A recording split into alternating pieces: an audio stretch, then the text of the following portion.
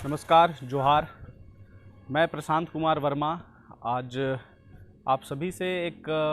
बात करने जा रहा हूँ। जैसा कि आप सभी देख रहे हैं, इन दिनों डुमरी विधायक जयराम महतो काफ़ी विवादों में चल रहे हैं और जिस तरीके से एक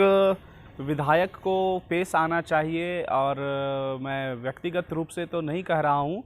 लेकिन जो सामाजिक रूप से जो चर्चाएं आ रही हैं और जो एक मैसेज जा रहा है लोगों के बीच में, आप सब इस कमेंट बॉक्स में ज़रूर अपनी प्रतिक्रिया ज़रूर देंगे, क्योंकि मैं भी अपने सदर विधानसभा हजारीबाग से एक निर्दलीय विधायक प्रत्याशी रहा हूं और एक विधायक प्रत्याशी होने के नाते मैं आज ये बातें कर रहा हूं। आए दिनों, शुरुआत के दिनों से ही, जैसा कि आप सभी जान रहे हैं कि जयराम महतो बिल्कुल झारखंड की भावनाओं को लेकर के चल रहे हैं। बहुत अच्छी बात है। डुमरी की जनता ने उन्हें काफ़ी स्नेह और प्यार भी देते हुए सदन में भेजने का काम भी किया है। जैसा कि जयराम महतो बात करते हैं झारखंड के जन समस्याओं के जन कल्याण को, लेकिन अभी विगत दिनों एक वीडियो बड़ा तेज़ी से वायरल हो रहा है जिस पर वो साफ दिख रहे हैं कि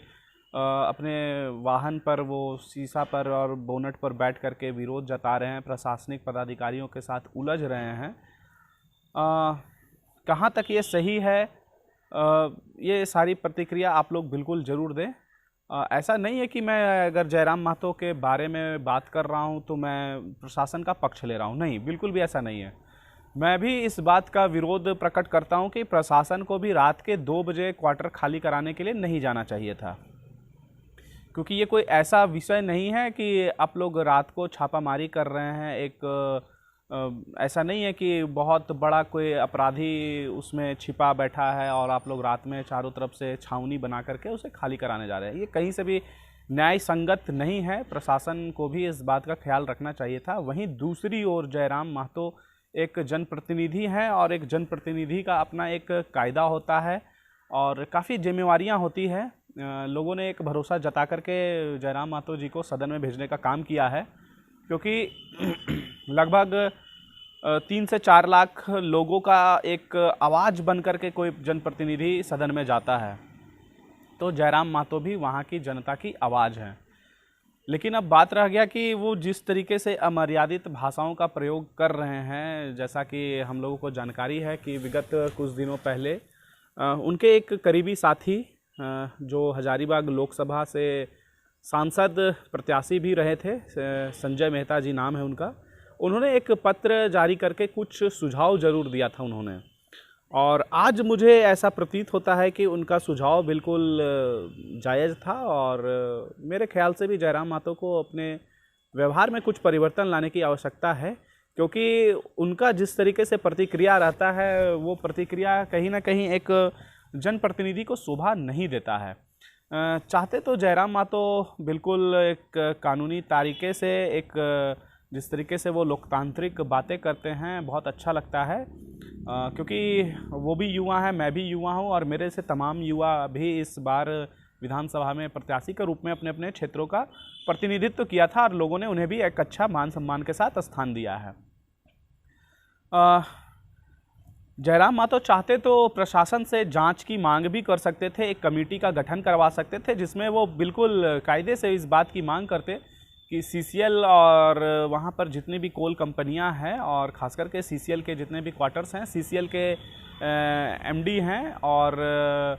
जितने भी आला अधिकारी हैं, उनके माध्यम से वो एक जांच कमेटी बैठवाते और उस जांच के माध्यम से वो इंक्वायरी कराते कि सीसीएल ने अभी तक कितने क्वार्टर का निर्माण करवाया है और कायदे से वो उसने किन किन लोगों को उन क्वार्टरों को आवंटित किया है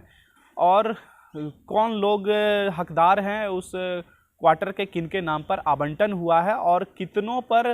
गैर कानूनी तरीके से कब्जे वाला क्वार्टर है। इन सारे बिंदुवार अगर वो एक कानून के दायरे में काम को करवाते, आवाज़ को उठाते, तो कहीं एक ज़्यादा बेहतर मार्ग होता।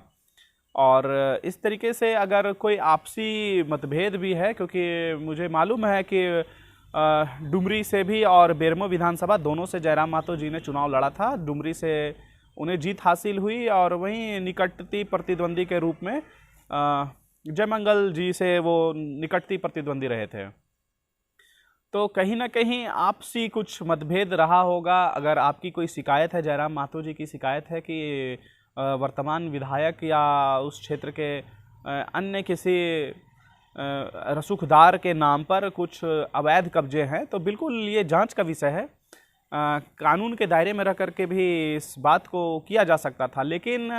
जिस तरीके से उन्होंने प्रशासन के साथ तू मैं किया और जिस तरीके से भाषा का प्रयोग किया, वो काफ़ी तेज़ी से वीडियो वायरल हो रहा है, वो कहीं से भी शोभनीय नहीं है। दूसरी ओर प्रशासन का भी वो एक्शन कहीं से भी न्याय संगत नहीं था, जो रात 2 बजे उन्होंने वहाँ पर जाकर के क्वार्टर को खाली कराने का काम किया। वो तो जांच का विषय है, क्योंकि अब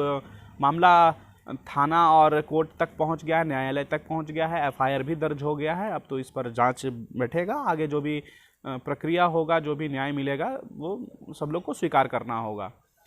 लेकिन बस मैं यही निवेदन करता हूं कि आप अपने व्यवहार में थोड़ा सा परिवर्तन लाएं, ताकि भविष्य में जो कुछ भी युवा हमारे साथी हैं राजनीति में अपने अपने क्षेत्र का प्रतिनिधित्व कर रहे हैं, लोगों का उन पर एक भरोसा कायम रहे। क्योंकि जिस तरीके से हम लोग किसी एक चीज़ का उदाहरण देते हैं और कहीं ना कहीं वो धूमिल कर रहा है, आने वाले जितने भी युवा पीढ़ी हैं उन पर प्रश्न चिन्ह लग जाता है और लोग उन्हें भी कहीं ना कहीं शंका की दृष्टि से देखते हैं। तो मैं व्यक्तिगत रूप से निवेदन करता हूं जयराम महतो जी से, माननीय जयराम महतो जी से, क्योंकि अब वो एक माननीय हो गए हैं, विधायक हो गए हैं, उनकी अपनी एक गरिमा है और मैं पूरी गरिमा के दायरे में उनसे एक निवेदन कर रहा हूं कि अपने व्यवहार में थोड़ी सी शालीनता लाएं, ताकि निकट भविष्य में हमारे झारखंड के अन्य क्षेत्रों से जितने भी युवा साथी हमारे राजनीति में जा रहे हैं, अपने क्षेत्र का प्रतिनिधित्व कर रहे हैं, लोगों का उनके प्रति एक विश्वास जागे। नहीं तो ऐसा ही होता है कि लोग एक गलत करते हैं तो उनका उलाहना अन्य को भी सुनना पड़ता है और कहीं ना कहीं उन पे विश्वास खोते हैं लोग, तो अन्य के ऊपर भी लोगों का विश्वास कम होता चला जाता है। तो बस इन्हीं सब चंद बातों के साथ मैं माननीय विधायक जयराम महतो जी से बस यही विनती करता हूं कि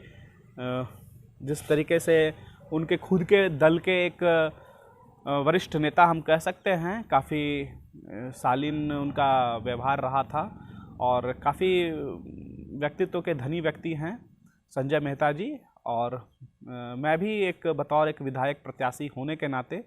विनती कर रहा हूँ, विनती ही कर सकता हूँ, इससे ज़्यादा क्या कर सकता हूँ, सलाह तो नहीं दे सकता हूँ, लेकिन विनती कर रहा हूँ कि अपने क्षेत्र के, अपने प्रदेश के अन्य जनप्रतिनिधियों, उभरते हुए प्रत्याशियों का भी आप ख्याल करें और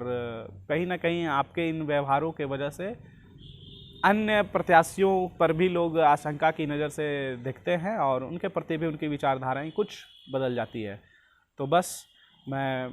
यही आशा करता हूं कि आने वाले समय में जयराम महतो जी अपने व्यवहार में बिल्कुल परिवर्तन लाएंगे और जो कुछ भी बातें हैं,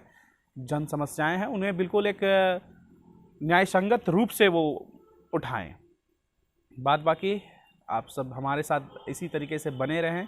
विश्वास बनाए रखें। मैं लगातार अपने क्षेत्र में अपने जन समस्याओं के साथ हूं और देश प्रदेश की जो भी समस्याएं हैं, मुद्दे हैं, उन पर मैं मुखरता के साथ सामने में आता हूं। बहुत बहुत धन्यवाद। जय हिंद, वंदे मातरम।